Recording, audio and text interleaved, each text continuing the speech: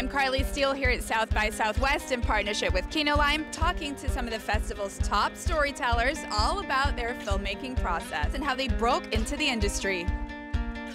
Let's make movies together.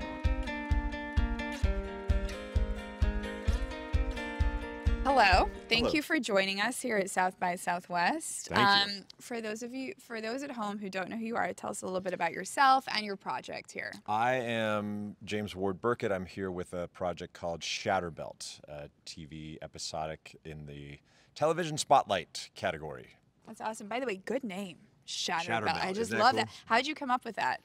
I learned that in a political science class when I was in college, and I thought it was such a cool phrase that I would use it for a show someday. See, education does pay off, kids. That's it's not right. just on TikTok. Okay, so you took this from script to screen. You're Yes. the writer, showrunner, you've directed Yes. episodes, so you've done it all. Tell me about that process. First off, what was the biggest challenge in getting the script, made into a series? Well, for me, I knew I was just going to make my own project, and so I had to write something that I knew I could actually pull off. And so it was all about being realistic and what locations would work and what was kind of epic enough to be something that felt like it had some kind of scope to it. I shot one of the episodes first in my living room.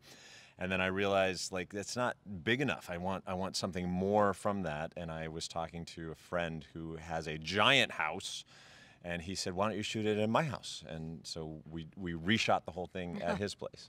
Oh, well, you had a rehearsal. Yeah, exactly. It was So like that's a good. dry run, like a rough draft, which I'm a big believer in, by the Yeah. way. It's like, go ahead and shoot your film. If you're an up-and-coming filmmaker, just go ahead and like do a scene or do a practice sequence from it to get your feet wet and to see what the problems are. What can you tease for us about Shatter Belt? Like, what can we look forward to seeing? Well, we've got many special actors because each story is different. They're interconnected, but there's different casts, and Patton Oswalt is in one of them, and Abigail Spencer is in one, and they're absolutely amazing. That's awesome. That's quite a cast. And what can you tease about the story and what you hope audiences will take away from it?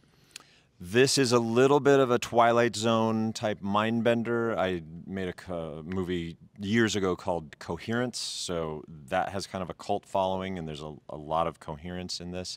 So if you like kind of sci-fi nerd out sessions where you talk about it with your friends all night long, then Shatter Belt might be for you. Oh, I'm excited. I love that completely. Do you remember your first script you ever sold or got optioned?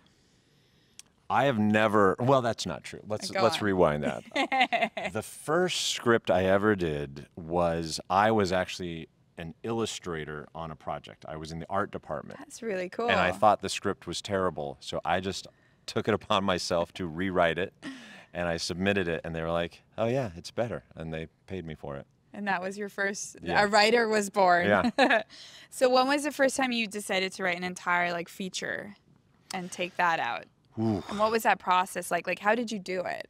Well, in my case, is a little different because I made Coherence without taking it out. I just started making it. Yeah. And then after that, I started, pitching projects like other people do. I had one that was for Steven Spielberg's company, and that was like really high pressure, and I just had to pitch my heart out, and somehow met the right people in the room, Steven's people and the studio people, and they hired me, and then I wrote that script.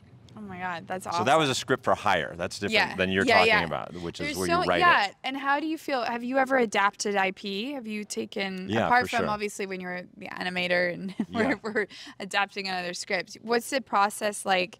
How is it different when you're adapting IP versus an original concept? Well, I've only had that a couple times, and including the Steven Spielberg project, where something existed already, and you try to find the core DNA of why that thing was great, and you try not to stray from that, but you try to expand on it. For me, it's you just have to find the thing that you love, and just sort of start with love, and then see where that takes you. I do feel for a lot of screenwriters and filmmakers out there, the process is very intimidating because it's not transparent. We don't know how you get these things done. Everyone has a different answer.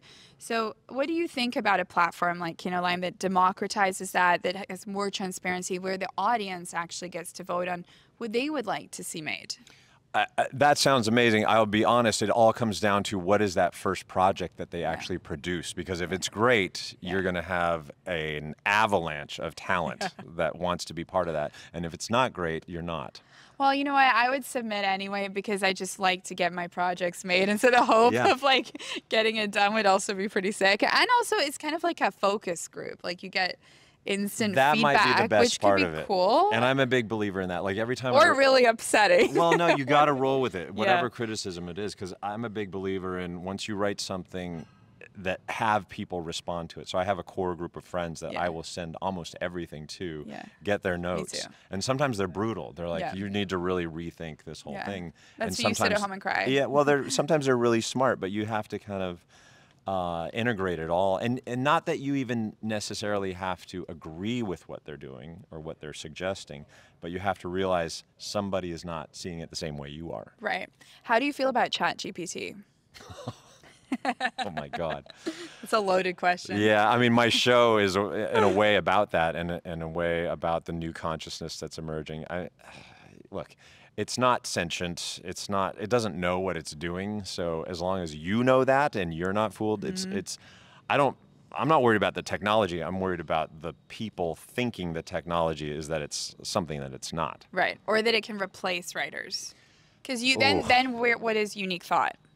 Yeah, exactly. And what's the point? And will there be an app one day where you just say, all right, give me a full movie that looks like it was, directed by Stanley Kubrick, and it stars Cary Grant and Miley Cyrus, and then... By the way, that sounds kind of epic. Yeah, I'm not going to lie. And it just, in 5 seconds, generates that movie, and it's better than anything we could have ever made. That's just around the corner. That's when I really go and cry.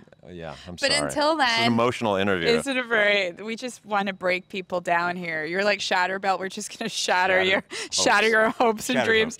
But listen, congrats. We're here celebrating your new project. It's a big deal getting it at this film festival. Thank you. So it's and television festival, so that's awesome. Thank you for taking the time to hang out with us, chat with us, and we can't wait to see it and see what else is coming. Good luck with all this. Thank you. You're so using much. real humans, which is a big step. Not bots. Yeah, Not well bots. done. Right now.